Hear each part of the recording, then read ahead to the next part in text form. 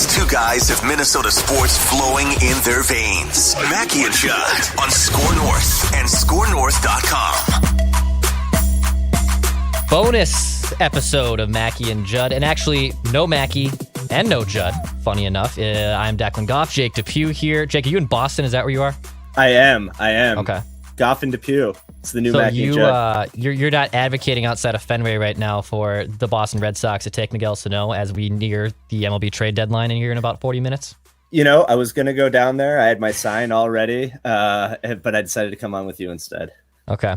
Well, this is the second live edition we've done here today. Obviously, the bigger news was Jose Berrios being traded to the Toronto Blue Jays about a few hours ago as we recorded for two pretty top-heavy prospects from Toronto as well, which was a pretty good trade for Minnesota. They get two top 100 prospects in Austin Martin and Simeon Woods Richardson. And now, just right before we started recording, another trade goes down. And honestly, I know the two prospects are still the headline here, but this might be the trade of the century because J.A. Happ was just flipped to the St. Louis Cardinals for two pitchers, John Gant and Evan Sisk. Gant being like this little bit of a swingman, starter / reliever. At the same time, J.A. Happ has been arguably the worst starting pitcher qualified in baseball this season. And somehow the Twins got two pitchers, and John Gant, who actually might be a serviceable swingman for the Twins for this season, and was also, I believe, under team control for 2022. So, Jake, what do you think about that trade here as we near the MLB trade deadline? I mean, I like the trade. It's a very random trade.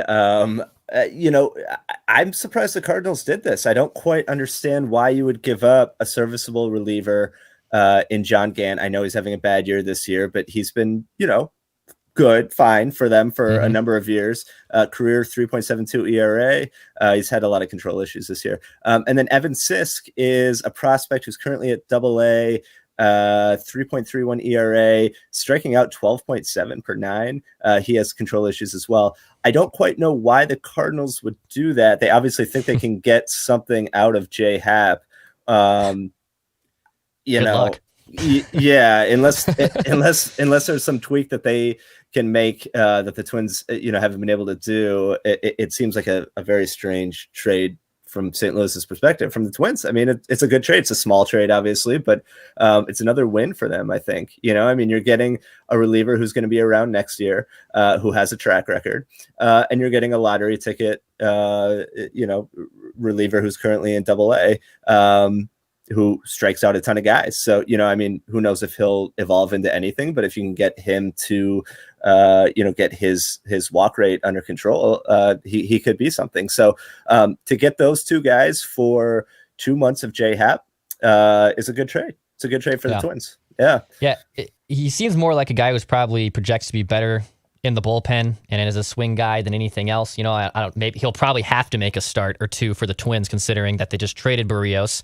And another one could be on the way. So I wouldn't be surprised he makes some spot starts here. But yeah, I think a pretty decent trade when it's all said and done for the Twins. I mean, J.A. Happ was a nice reliever in the AL East for a long time. He signed here as a free agency as that fifth starter. And I mean, I don't think anyone thought he'd be as bad as he was here with the Twins. I went to his first start at Target Field when he almost threw the no-no. I mean, he had a no-no, I believe, going to the eighth inning. I was at that game as a fan, and it was actually a pretty electric night on a cool and windy night at Target Field. But that was kind of all she wrote for J.A. Happ. That was kind of his one Cinderella start, and after that, I mean, he's been mostly a disaster in the Twins' rotation this year. Yeah, I mean, I think the Cardinals are hoping that they can get that version of J. Happ for a couple of months. I mean, he does have a long track record. There's no question. I mean, he's been a good starter for a long time.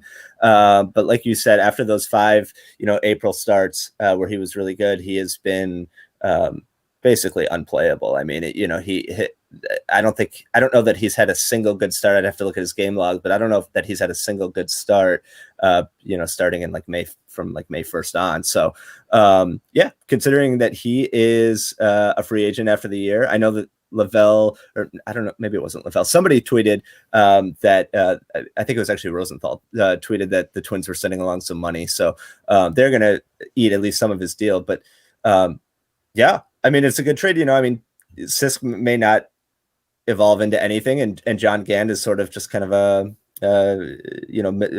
back end or front end reliever, back end starter. But again, for J Happ. I thought they were just going to have to DFA J Happ. You know, I really didn't see any team trading for him. I kind of thought the same thing about Alex Colomé. So the fact that they get two serviceable pitchers, and one of whom is a prospect, it's a good trade. Yeah, I agree with Trev here. How do the Cards accept that trade? I don't really understand that either. Happ, again, long track record, but he's basically been throwing batting practice more or less for the past couple of months. So no disrespect to him. He's had a great career, but it's been really bad. So good for the Twins. They're 3 for 3 this trade deadline. Yeah, so far, resetting for the Twins. Yeah, they traded Nelson Cruz last week for a couple nice young pitching prospects. Obviously, Jose Berrios was dealt for two top 100 prospects, Austin Martin being the headline there. He was the 5th overall pick in last year's draft and the number 16th prospect in baseball. Simeon Woods Richardson struggling a little bit in Double-A, but still obviously too early to call it as a complete bust by any means. He's definitely nice depth in the Twins prospect rankings, and hey, the Twins will take any pitching prospects they can get. Some other rumors and things coming down here as we're nearing the MLB trade deadline. John Morosi was tweeting out about an hour ago that the Twins trade talks on Byron Buxton are intensifying. No deal is close, but multiple teams have been involved. Jake, we've kind of applauded the Twins for the Nelson Cruz trade, the Jose Berrios trade, and obviously this recent trade with J.A. Happ. But how would you feel if they ended up dealing Byron Buxton by today's MLB trade deadline? So I tweeted maybe an hour ago that for me, the return would have to be so overwhelming that you couldn't say no. And by so overwhelming, I mean significantly more than the huge return that they got from Toronto. And the reason I think that is, well, there are a couple of reasons. One, Byron Buxton is an absolute superstar when he plays. His ceiling is literally like Willie Mays and Mike Trout.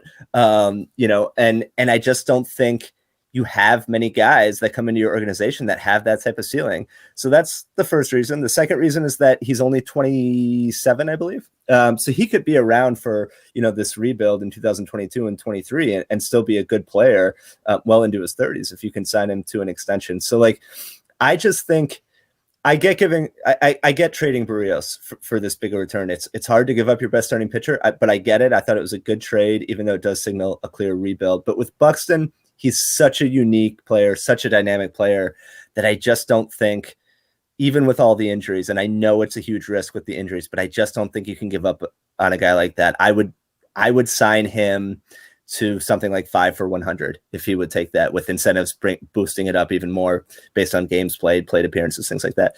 But what do you think? Am I setting the bar too high? Should they trade him for a similar return as what they got from Toronto for Berrios, or what's your take? I mean, yeah, I would need even more than what Toronto gave up. I think, look, we were dancing around the statement of tweaks and rebuild or retooling in our last episode. I think if you trade Byron Buxton, you are in full on rebuild mode. I don't see you being competitive unless you just call up all these kids and it's basically the 2001 Twins and all of a sudden you pop up and you're great for 10 years. The odds of that are very, very low. So if you were to trade Byron Buxton, I mean, yeah, and also you got to remember too, even though he isn't on the field a lot, you still got to promote that product that's coming out there every day at Target Field. It's fun to put all these prospects in a vacuum and say, well, I hope, at least of these top 10 prospects, hopefully 2 to 3 hit their true ceiling. But odds are 70% of them are going to bust. That is the biggest thing with prospects. It's nice to have them, and you should have a solid farm system by all means. But at the same time, odds are 70% of these top 10 prospects are going to be playing, independent ball in 3 or 4 years. That is a legitimate thing. So if they were to trade Byron Buxton, I would think that would be the nail in the coffin of we are retooling and we are rebuilding for a very, very long time. So I'm in the camp that I would rather keep him. I would hope you're able to even out an extension this winter. I think the 5 and 100 contract that you were saying is something that I would probably do. And maybe you put in some incentives there. Hey, games played, it can get up to $115 million, or the contract gets up to $120 or something if you're able to play X amount of games. I know the language of that is tough, but it's what Judd said too. He literally might be the toughest free agent, toughest person to ever evaluate in recent memory in Major League Baseball. It's really, really so true. The one that kind of came to mind to me, or it's not even, and it's different. It was much different circumstances because he got injured after being a stud for such a long time, was Grady Sizemore in Cleveland. Like Grady Sizemore came in for 3 years and 4 years and was arguably the best 5-tool center fielder in baseball. He ends up hurting his back. He gets leg injuries. He gets nagging injuries. He's never the player he was. But when he was on the field early on, you thought, oh my God, Cleveland's going to have a star, basically, a Mike Trout-esque player for the next 10, 15 years. And then he gets injured and he was hard to evaluate for the foreseeable future of his career. Different situation with Buxton, obviously, because Buxton's really only put together one strong 140-game season. But it's tough. It's tough to evaluate him. So like 5 and 100, I think I would do that, but I don't even know if the Buxton camp would even take that offer either. I know, and it's hard to tell exactly how far apart they are. It sounded like from the Athletics reporting that they were far apart, not on the guaranteed money as much as on how much he could go up based on incentives. That they wanted the incentives to reflect the fact that if he's playing 120, 130, this is speculation, but that the Buxton camp wanted the incentives to reflect that if he's playing 120, 130 games a year, he should be paid in line with the top players in the league, which I agree with them on that. If he's playing that much, then chances are he's producing at a level, near Mike Trout. That's how good he is when he's playing. So they might have to increase the incentives more than the guarantee. I don't know, but I'm totally with you. It's such a hard negotiation. I totally get where both sides are coming from on it. I really do. Like if you're the Twins, it is, you're a mid-market team. It's a huge gamble to invest that much money on a player who's played in fewer than 50% of his team's games over the last, 3 or 4 years. It's a ton of risk to take on, but I just think he's so unique. He's just such a unique player. He's so talented to have that combination of world-class defense, hitting for power, stealing bases. He's just an unbelievable player.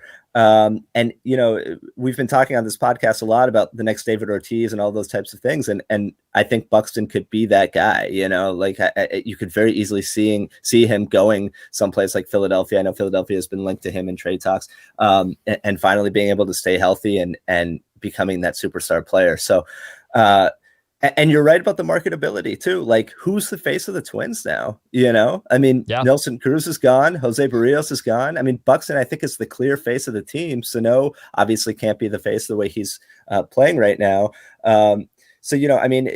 He's a guy that fans come out to see. The Twins don't have many players like that. There aren't many teams out there that have many players like that where you pay money just to watch that guy play. And Buxton is that guy. So there is that component to it as well. It's a really tough negotiation. It's a really difficult decision, but I don't think they can get enough back in a trade, in my opinion, to make it worth it. Like the return that they got from Toronto, that would not be enough for me to part with Byron Buxton. I know a lot of people will disagree with me on that, and I get it, but I would need to be so overwhelmed that you would have no choice but to say yes, because he can still be here. Like I said, he's 27, right? He can still be here through the rebuild. And I think he wants to be here. I think there's been animosity with the front office after they manipulated his service time and all of that. But it does sound like he's more open to an extension than Berrios was. Would you agree with that? Yeah, I agree. I think he's irked that what happened in 2018 for sure. And I know he had those quotes last week that said, this is a team that drafted me. I still want to be here. There's still time to make this work. Berrios's comments were basically like, no, like I've hit this point in my career. I've wanted to get to free agency, and this is where I want to be eventually in a year and a half. I want to maximize my value and see what I can get in the open market. Buck has really yet to say that publicly. Doesn't mean he isn't thinking it in the back of his head, or it doesn't even mean that is his main ploy. That very well could be his ploy. To make it sound like, no, I want to be here, but when deep down he's like, I am literally counting the clock until I'm a free agent when I can cash out again. But you would need so much back. And if you traded Buxton to get, obviously a haul with prospects, I think you need someone MLB ready right away. Like you would actually, it wouldn't even just be, hey, here's 5 lottery tickets and it's our organizational number 1 and 2 prospect plus depth from, the bottom end. It would be, we need also something back immediately, also to sell hope and sell tickets and to make this team still worthwhile in 2022. I also wonder if you trade Buxton, if that's kind of a goal to it as well. It's like, yeah, well, I mean, we're compiling all these prospects as it is from the Nelson Cruz, Jose Berrios trade, but we also need something back immediately. You know, I wonder if there's even like, I can't think of anyone off the top of my head, but like a player who is good and ready to that's already been established and can step in and can be someone that can even roam center field for the Twins. I would think you also need like an MLB player ready right away in that package deal. Yes, and one that's controllable. You know, one that you'll have for at least 4 to 5 years. But I agree with you. I think I don't think it can just be prospects unless the package is just so incredibly overwhelming. But yeah, I think just from a marketing standpoint, yeah, you need to show the fan base that that you're getting some MLB talents. You know, somebody who can, you know, be plugged in and play right now. You see this comment from Jaden on the screen. If the Twins trade Buxton, I don't know if I could watch another game. I think there are a lot of fans that feel like that. You know, I think he really is a fan favorite. And I think it hurts you in terms of attendance and those sorts of things. So to me, it's just a non-starter. It really is, unless again, you're just the return is just unbelievable. And I don't see a team going above and beyond what Toronto gave up for Berrios for Buxton. I think there's too much uncertainty there. So I would be disappointed. I really would. And just, you know, he's on a personal level, he's been the most fun player I've watched in a Twins uniform in my lifetime, for sure. And it's, you know, it's been cool to see him evolve from someone who was a platinum glove defender, but was maybe a little bit lost at the plate earlier in his career to this guy now who's hitting for power and average. I mean, his numbers from 2019 on are just incredible, you know, and he came back from injury a couple times this year. And it was like, you know, when he came back from the hip strain, he was out for like 40 games. He came back and was immediately hitting home runs, you know, and extra base hits. And he only played 3 games and then he got hurt again. But it's like, that to me was so impressive that it took him no time at all to adjust to major league pitching. He just stepped right in and was that superstar again. And so that tells you, you know, how talented he is. So yeah, this is going to be a really, really interesting next, 23 minutes here. But yeah, I wouldn't move him. I would give him 5 for 100. I would increase the incentives. I would lock up Byron Buxton. I really would. So well, go ahead. Yeah, I was going to say, even, you know, talking about the face of the Twins with Nelson Cruz gone, Jose Berrios gone. I mean, you can say it's Buxton right now, and I can even make a case, but the guy's only played 22 games and has barely been on the field this season. Max Kepler, like, is Max Kepler the face of the Twins? Like, who is right now, if you had to like say a definitive circle right now, who is the face of the Minnesota Twins in 2021, even in this horrible loss season where there are multiple games under 500 and tracking to lose 90? Who would you say is the face of the 2021 Twins? I mean, outside of Buxton, I guess Josh Donaldson. You know, Jorge Polanco. You know, Jorge Polanco doesn't get enough credit for how durable he is. He's been a really durable, really solid player for a long time. He doesn't have the marketing appeal of Buxton or even Donaldson. You know, he's not a super outspoken guy. He's just a very consistent, solid player.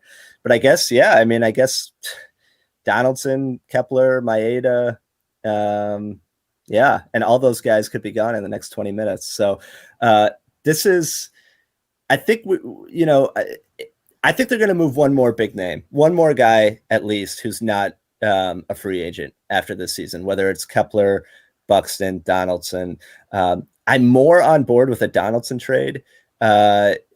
And it would basically be gifting him to a team because unless you're going to eat a bunch of his salary, you're going to have to sort of gift him to a team and not get much back just to get the contract off the books. But even though he's still a really good player and really productive, the reason I'm more on board with moving him is I don't think he'll want to be around for a rebuild. You know, he's chasing rings. He's 34, 35. He's always played on good teams. I don't think he wants to be on a rebuilding team. And Jose Miranda is just shooting up prospect charts. I mean, Jose Miranda has had an absolutely insane season. Like his OPS last time I checked was over 1,000.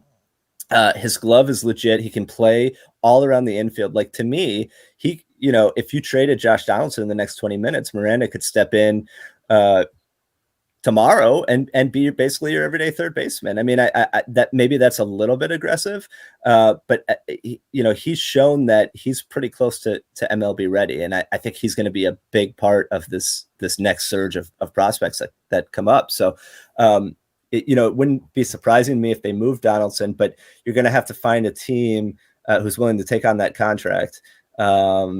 Or you're going to have to eat a bunch of it if you want to get anything back in return. And when we were doing the podcast earlier, I said he doesn't have trade value. And one of the commenters was like, well, what do you mean? He's still got a good bat and a good glove. And yes, he's still a very good player, but he's owed $55 million. And I don't think he would get that much if he was a free agent right now, So,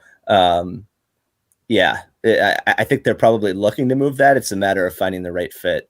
You might have to attach him to a Maeda or a Kepler to get something back. So, but I don't think they're done. I think they've got at least one big splash left in them. So what does this mean for 2022? Like in your mind, is this just a total punt? Even if they don't make any more moves, is this just a total punt on 2022? I want to say that in 2022, because, I don't like to use like regression and, overachieving a little bit, but I feel like this is the worst as it gets. Even though there's been some narratives out there like, oh, I'll just run it back. Oh, we've had bad luck. Oh, there's bad timing. Oh, there's a COVID issue. Like there's every excuse has happened in the book. And I kind of despise and loathe most of those. To that point, though, I mean, you would assume that the Twins should win a few more games than they're projected to win going into 2022. But then, in 2011, when the rug got completely pulled under them, and, they go out and they sign Josh Willingham, right? And it's like, oh, okay, a little Josh Willingham, they should be a little better. And they won like 3 more games from 2011 to 2012.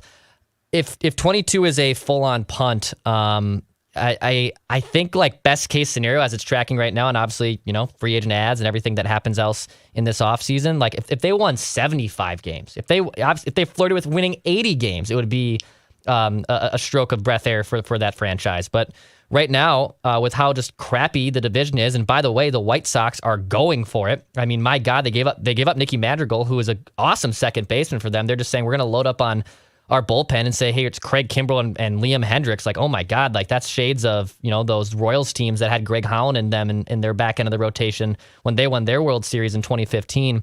The division is so bad, even though the White Sox have the stranglehold on it. You'd like to think that maybe in 2022 they can win a few more games, but I mean, there's really no reason to think, unless all their prospects come up and hit, which never seems to happen in baseball, that they're like, yeah, they're probably going to be a 70 to 75 win team best case scenario as it's constructed, and making an educated guess 9 months out right now on July 30th. Yeah, I mean, I agree. I just don't think the rotation without Berrios and potentially without Maeda, if he gets moved here in the next 20 minutes or in the offseason, it's hard to see the rotation being anywhere near what they would need to make a playoff run. I mean, again, who knows who they'll sign in free agency, but I think this is basically a punt on 2022. I really do. But to get back to your point about the White Sox trading for Kimbrel, I know we've hit on this a ton, but like the White Sox are really going for it. Like they understand that they're a World Series contender and they're really going for it. And to go back to the 2019 Twins, like that's what needed to happen with that team. In their case, it was getting a starter, and they just couldn't pull the trigger, and whether it was the Mets not calling them back or whatever, like they said, or I guess it was the Blue Jays with Stroman or whatever, but like they needed that one piece so bad, that one asset.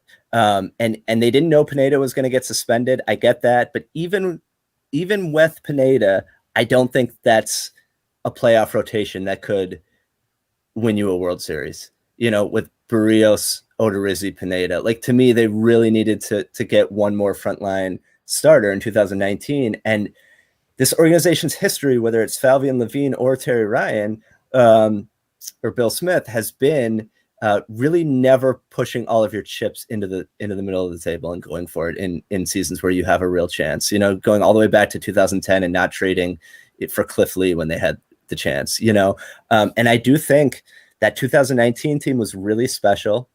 It was the greatest power hitting team, in MLB history. I know the balls were juiced, but still, and they were one big time starter away. And it's been disappointing to me to see this franchise over and over not pull the trigger for an asset that could put you over the top in a winning season. Quick little revisionist history for you, Jake. If you could go back in either 2010 or 2019, and I believe 2010, obviously, Cliff Lee was the big fish that the Twins could have gotten, but they weren't able to part with Aaron Hicks. 2019 is a little trickier because, Greinke was out there, but there was a no trade clause. Mad Bum was out there, but he was no longer the guy he used to be. If you could go back and redo a trade deadline, assuming you can get Cliff Lee in 2010 or assuming you can get a Zach Greinke in 2019, which one would you have done and which team do you think had the better chance of legitimately making a run to a World Series? Well, so this isn't a trade deadline, but the first thing I would have done is not have Francisco Liriano get hurt. Like if I could make one move in franchise history to alter one season, it would be Liriano staying healthy in 2006, because I think Santana and Liriano that year with that team had a real chance. But as far as the deadline, 2010 was a good team, but that 2019 team to me was really special. I mean, they won 101 games. That lineup, everybody was having a career year. So I would have got, if I could make one change, it would have been getting a Greinke or getting someone of that caliber. And maybe it means giving up a Royce Lewis, right? I mean, we just saw the Blue Jays give up a similarly rated prospect in Austin Martin, to get Berrios for a year and a half. I mean, sometimes you have to part with guys that would be a big part of your future. And so, I mean, I think trading a Royce Lewis or an Alex Kirilloff back in 2019 for a frontline starter, that would be my move. What about you? Yeah, I think I want to go back to 2010 a little bit, just because that lineup was pretty rounded out. Morneau's injury is also probably even the bigger kicker. That Justin Morneau was going to win an MVP in 2010 if he doesn't, take that collision in Toronto. So that part's a little trickier. But I think if you would have gotten Cliff Lee, your number two would then be Liriano, not starting opening day. That 2010 era, in my opinion, wasn't weak, but like the Texas Rangers, were twice away from winning a World Series that year. And I know San Francisco had their pitching at an all-time high at that time, but I think I look at the AL, and in 2010, I think it was vulnerable. And if Cliff Lee was there for the Twins, I think they do end up at least for God's sakes, winning a playoff game. Because that's another thing too. We keep talking about, can they make a run of the World Series?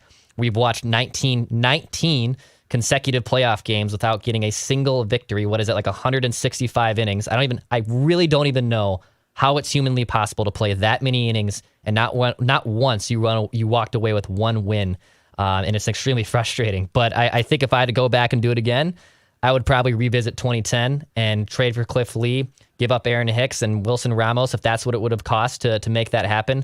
And Cliff Lee, man, I mean, he was dynamite from 2008 to 2013, and he would have fit right in as an ace for this team. So I think I probably would have gone 2010 over 2019. Yeah, I mean, both are good options, and both are good examples of, unfortunately, the Twins not really going for it. I do want to. I've been seeing some stuff on Twitter, and Bob is just commenting. So, Andrelton Simmons, are they going to be able to move him? Because I to me, he is a guy that was probably number one on my list. If you asked me who's guaranteed to be moved, I would have said Andrelton Simmons was at the top of that list. I don't think they can get really much for him. I mean, his OPS, I believe, is hovering right around 600. But I'd be shocked if they didn't move him, even if it's just for low-level prospect or just to eat some money. I'd be really surprised if they don't move him. But as far as other trade targets, Taylor Rogers, right? So there's a lot of uncertainty with how severe this injury is. But if you're the Twins and you know that he's going to be back at some point, you can tell teams, he might not be back till September, but he will be back this year. What would it take for you to move Taylor Rogers? I would, before the injury, I would have said, because relievers are always something teams end up buying. We just saw what Craig Kimbrell went for with the White Sox. They now, the Cubs get at least a decent second baseman, Nicky Madrigal, to work around for the next few seasons. I originally thought you could get, a fifth or sixth prospect for him. at this point, I kind of want to go back to that same thing I said about Buxton. Can you get another everyday player in return? Can you get another equivalent, maybe not as high leverage and successful reliever as Taylor Rogers, but can you get a competent, higher tier reliever that can shut down a 7th or 8th, 9th inning for you? I don't even know if, with some of these guys, you're going to sell them off for prospects, Robles, Simmons, Pineda, you kind of just take what you can get. But you do still have to get something in the major league return. And I think if I'm a team that's looking for something, can you give me something that you have right now that's still under team control, maybe pre-arb or close to arbitration, that we can plug in 2022 and help our team? Because eventually, you can stockpile these prospects you want. You do need something MLB ready in return. Like when they traded Brian Dozier, they got Logan Forsythe back. Yeah, not like someone you're going to build around and re-sign, but at least it was someone you can plug and play in your lineup and every day. And it's like, all right, at least we have something there at second base. Can you get something back in return that's like major league ready and established? Taylor Rogers is a damn good reliever. I think people really quietly sleep on him. He's really he's not Josh Hader. He's not a Royals Chapman, but he is legitimately one of the most high leverage successful relievers in baseball. So I wonder again, if you can get something that is major league ready that you can plug and play, or at least have it worth selling hope for in 2022, that if you're trading some of these players, you can get at least something back to make the product worthwhile on the field in 2022. Yeah, I think getting an MLB player with several years of control is a good goal. I would give up. I'd be really surprised if they don't move Taylor Rogers, unless this is a season-ending injury. To me, his value will never be higher, even with the injury. Like, obviously it sucks. It's terrible timing for the Twins. But assuming that he'll be back sometime in September, right? Like, you need shutdown relievers like Rogers, really. I mean, you're acquiring them for October, and of course they can help you down the stretch in a playoff race. But like, when those guys really make their value, known, make their value worth it, is in October. I mean, we saw it with Aroldis Chapman with the Cubs. There are tons of examples. So if the medicals show that, this is like a 4 to 6 week injury, if I'm a contending team, I would still absolutely go after Taylor Rogers and give close to the same amount in terms of prospect capital or major league ready players as I would if he was hurt. Obviously, it brings down his value a little bit, but if he's ready for September and October, I still give up a lot if I'm a contender for Taylor Rogers. So I would look still for him to get moved if, again, he's going to be back this year. I know it had been reported that he was going to get a second and third opinion on that finger, and I'm sure part of the reason they were having him get so many different opinions was because he was obviously, on the trade market.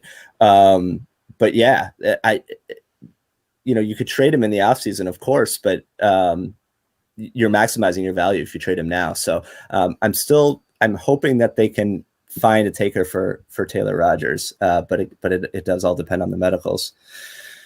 Going back to Andrelton Simmons really quick, because again, like you'd like to think that some teams need shortstops, right? Like some contending team would need a shortstop. Well, you look up and down the list, at least the division winners, right? Like the Boston Red Sox. Well, Xander Bogaerts is pretty damn good. They're not going to trade him. The White Sox have Tim Anderson. Again, maybe one of my favorite players in baseball. They don't need a shortstop either. Houston Astros have Carlos Correa. The Mets have Francisco Lindor. The Brewers traded for Willie Adames from the Rays. The San Francisco Giants is Crawford still their shortstop in San Francisco? I think so, yeah. So maybe San Francisco would bite on Andrelton Simmons as like an insurance policy, but all like the first place established teams, San Diego Padres, they certainly don't need a shortstop. But like all these contending teams for the most part, I know the Reds were someone that kicked some tires, so maybe that might be the most logical suitor. Does Cincinnati want to give up even like their 11th or 12th prospect? Or again, I hate not to be a broken record, but like, can we do a swap? Can we just do a legitimate major league player swap where we both benefit? You guys get a shortstop, Twins get something back in return that can help them right now and maybe beyond 2021. All these contending teams basically have shortstops that are arguably all of them are the best respective in their game. Mm-hmm. No, you're right. I mean, there aren't a lot of contenders that need a shortstop. The Reds, like you said, I think that they've been the team that's been heavily rumored to be interested in Simmons. I could see a team like the Yankees acquiring him just as a defensive replacement. I mean, he's so good defensively. And again, if they were to make a trade like that, the Twins aren't going to get much back in return. But like, he's so good defensively that he could have value for a contending team just as, an 8th or 9th inning defensive replacement. But yeah, you're right. I mean, there aren't many first place teams or contending teams that need somebody like him.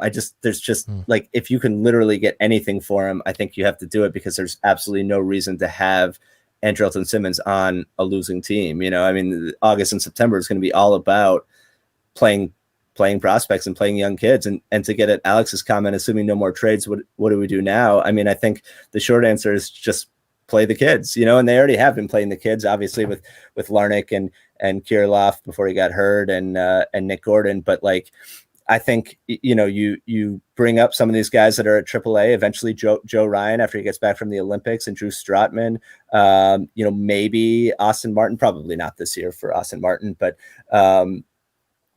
bring up Jose Miranda, and if Jahan Duran and Balzovic are healthy, they could get innings as well. So, there's just zero reason for Andrelton Simmons. Like, I would almost just DFA him if they can't trade him, and that's no disrespect to Simmons, but like, why even keep him on the team if he's going to take innings away from somebody like Nick Gordon? I mean, it's debatable whether Nick Gordon can stick at shortstop. I think most evaluators say he can't stick there defensively, but this is the perfect opportunity in a lost season to see whether he can be adequate at shortstop and become a true super utility guy.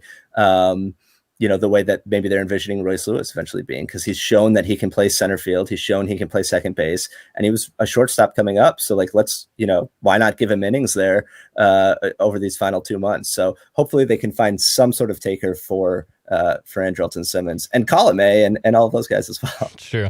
A big trade coming down around the league. Chris Bryant is heading to the San Francisco Giants from the Cubs. So a big trade. I mean, that Cubs team, obviously a fun World Series in 2016, ending that curse with Rizzo and Bryant. And now all of a sudden, talk about another team that is just realizing that, hey, we had a window. We obviously got the World Series. You could even make a case it was a half-filled expectation, but when you're a Chicago Cubs fan, you'll take one World Series for sure out of all that. But they were able to recognize that, hey, this era is now ending. Like, we had a window between 2014 and 2018 to make a serious run to be World Series contenders. You really only got the one. Yeah, you got the World Series championship in 2016. So all things considered, yeah, worth it.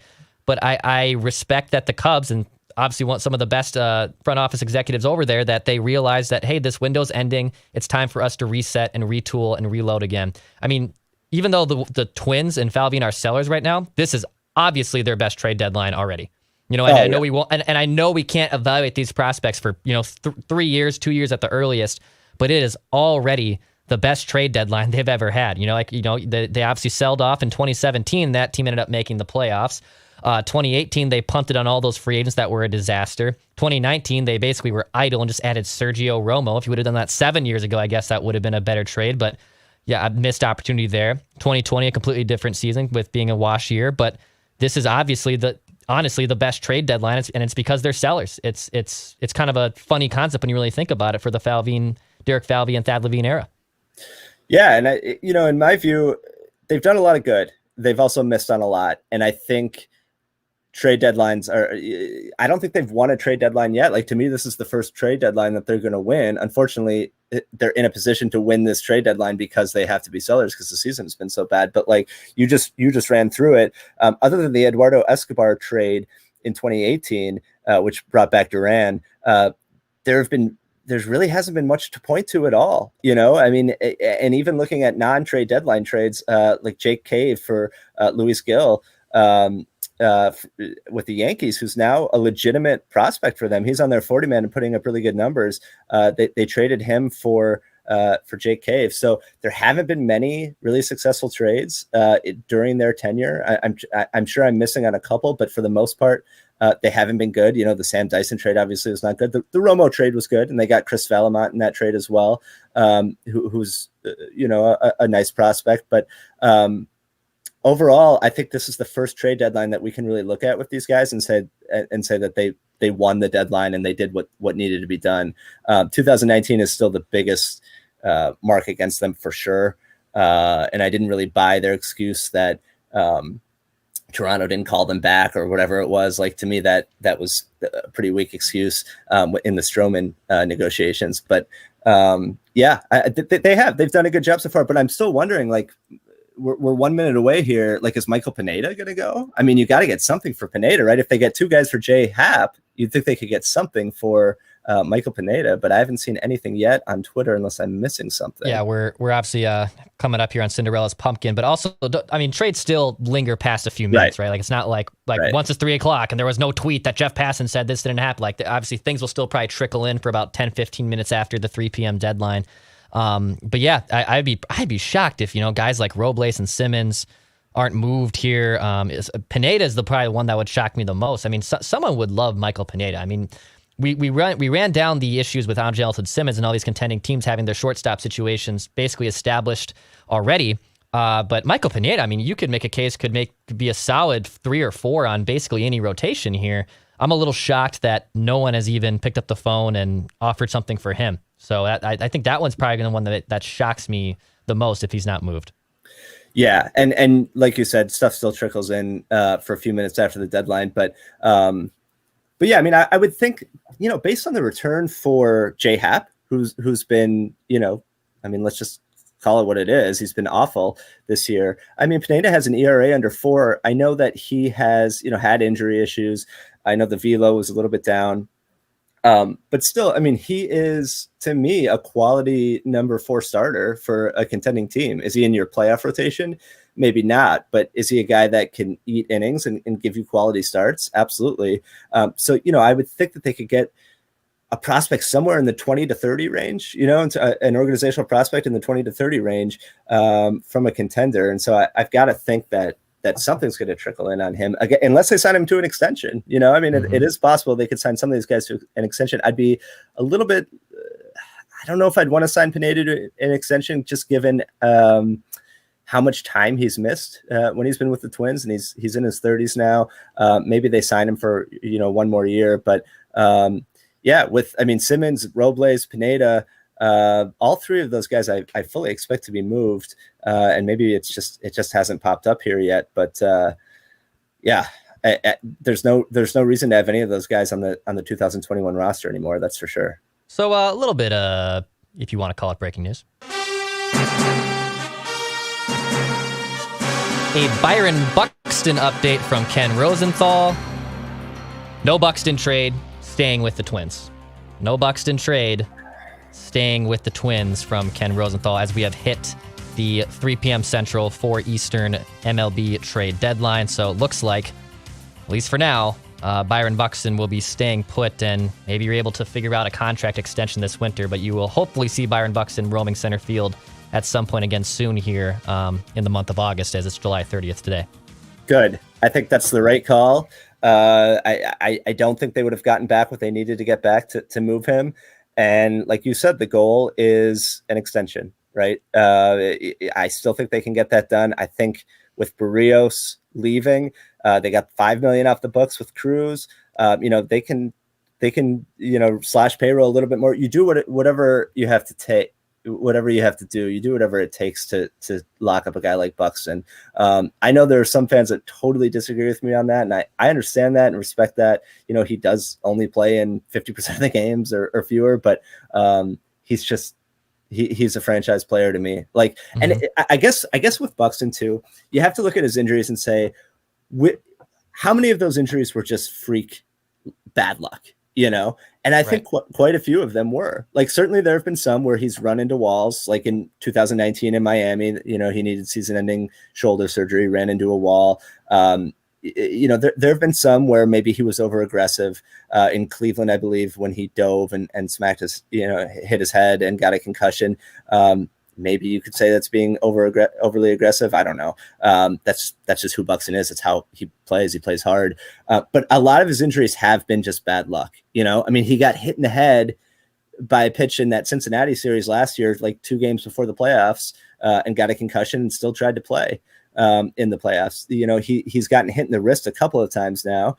One time I think this latest time it was a fracture of either his wrist or maybe his pinky finger. And then he had like a wrist strain, I think, when he got hit, maybe back in 2019. He fouled the ball off his foot in 2018 and broke a bone. So I do think there has been quite a bit of bad luck with Buxton. Certainly the injury prone label is obviously fair. Anytime you miss that much time, that is fair. But I think you have to assume at some point the luck is going to turn around a little bit, and he's going to be able to put together a season where he at least plays 100 to 120 games. I don't see this continuing where he can only play 40 or 50 games a year. I've got to think at some point he's going to be able to put together at least, like 2/3 of a season. And if he does that, yeah, go ahead. Got one more piece here. Oh. Mark Feinsand reporting, despite a number of conversations, the Twins did not trade Byron Buxton, Michael Pineda, or Josh Donaldson before the trade deadline. So news trickling in here. Byron Buxton will be staying put. Also, Do-Hung Park of MLB.com reporting also they did not trade Pineda. So Michael Pineda staying put for the Minnesota Twins. I guess, I no one wanted to give up anything worthwhile. I mean, you do need pitching. You need someone to throw the ball for this team that isn't, basically town ball guys. But I'm a little surprised Pineda wasn't moved. So that'll most likely wrap it up. But yeah, that is shocking to me. I am true. Surprising. So, yeah, I am too. I really thought he was. So Feinsand said no Buxton, no Pineda. Who's the third? He said no Buxton, no Pineda, no Donaldson. Interesting. Okay. Yep, Buxton, Pineda, Donaldson. So they'll all be staying put. Okay. Well, I mean, look, if you want to use the half glass full view, I mean, Donaldson is still a very good player. I mean, he's still a productive player. Again, I don't know that he's going to want to be around for a rebuild, but maybe the Twins and Donaldson think that this is more of a retool. I don't see it that way, but yeah, and he could still be moved in the offseason, of course, but and Kepler too. So you were a guy that was in on Kepler for a long time, and I thought that was a really smart idea, to your idea of moving Kepler with Kirilloff and Larnach in the fold. I do think at some point he becomes expendable. Maybe that is more in the offseason. I would say just really quick as we wrap up here. And by the way, thank you. This is our second live trade deadline thing we've done today on the Score North YouTube channel. Hit that subscribe button. We'll have some Wolves conversation going out tomorrow. We'll still have plenty more Twins dissection and trying to make this last 2 months very relevant. Well, and I'm sure I know you and I are going to talk on Monday with just kind of recapping the deadline and what's next for the rest of the season. So we'll be doing that. Hit that subscribe button for daily content. Also, our Purple Daily channel as well for Minnesota Vikings content. Judd Zolgad's at Vikings training camp right now, pumping out other stuff. But I guess to wrap here, like if you didn't move these guys and there's other players you can maybe still move in the offseason, I think Max Kepler is the most likely player to be traded this offseason. Mm-hmm. I think he's still he's such a weird player. He's got power. He has a good eye. He can't hit for average to save his life. He is a decent athletic fielder. He's a very good right fielder, average at best center fielder. But I think a team would like to have him. I think he's probably the one that I would assume would be the most likely to be moved this winter. And again, with those corner jams, Larnach, Kirilloff, etc., I just think it makes a lot of sense to most likely part with him this winter. Yeah, no, I absolutely agree. I think he is a solid player, but I think he's expendable with all those guys, in the corners. Just real quick before we sign off here, it's being reported that the Chris Bryant trade to the Giants, the Cubs got back Joey Bart and Lamont Wade Jr. Hey, your guy. My guy, Lamont Wade Jr. going to the Cubs. So, he's having a fantastic year for the Giants and has become a trade asset. So that's interesting. So good for him, I guess. I mean, maybe he may not want to leave San Francisco, but it shows what the rest of the league thinks about Lamont Wade Jr., that he's part of a package for Chris Bryant. So yeah, he put together a really, really nice season there in San Francisco. And I know you were a number one team, Lamont Wade Jr. Maybe that wasn't bloodline, like I know you were a big fan of him. I was. Final thoughts, Jake Depue, before we wrap up here. And again, we'll talk on Monday as well. But any final thoughts from you as the trade deadline is come and gone? Yeah, I think it's a good deadline for the Twins. I really do. I think the Cruz trade and the Berrios trade today were both solid. I'm really surprised they didn't move Pineda. I don't know that makes a lot of sense to me. But that's more of a minor move. They weren't going to get back a huge haul for him. But it is surprising. But overall, a good trade deadline for the Twins. They've certainly restocked their farm system. They've got a ton of guys in the upper minors now, and so it's a matter of developing them, both position players and pitchers, into legit MLB players, and get ready for the next wave. And I think the contention, the window of contending probably opens again in 2023. I think this does mean that we're in kind of a rebuild mold right now. So yeah, I'll definitely. I mean, my final thoughts are, I mean, you got a haul for Berrios. That was great. The Nelson Cruz trade last week was pretty solid. I still can't believe you got more than just a bag of baseballs for J.A. Happ. So that's also a pretty big win. I know I did see the Twins report tweeted that Austin Martin and Simeon Woods Richardson would report to Double-A Wichita. Would love to see those guys in St. Paul. I'm guessing Joe Ryan will probably go right there once this Olympic is ending. I went to the Saints game on Tuesday when they were up like 13-0 after 3 innings. But now that these prospects are there, and again, I love me some St. Paul Saints baseball. I worked there even for 2 years when I was in college. I'm excited to watch some of these kids in St. Paul's too. This is going to be a lot of fun watching them as well. And I know you're all the way out in Boston, but I'm excited to watch these kids play in St. Paul. It's a good time to be a baseball fan in the Twin Cities if you're into prospects for sure, because you're going to get to see a bunch of talent in St. Paul with the Saints. Absolutely. All right, Jake Depue, thank you very much, sir. You and I will talk on Monday as well. For everyone watching us, thank you so much. Rate us, Apple, Spotify, scorenorth.com. Hit the subscribe button for daily Minnesota sports content on the Wild, Twins, Vikings, Wolves. We have you covered here on Mackey and Judd. We will talk to you guys tomorrow.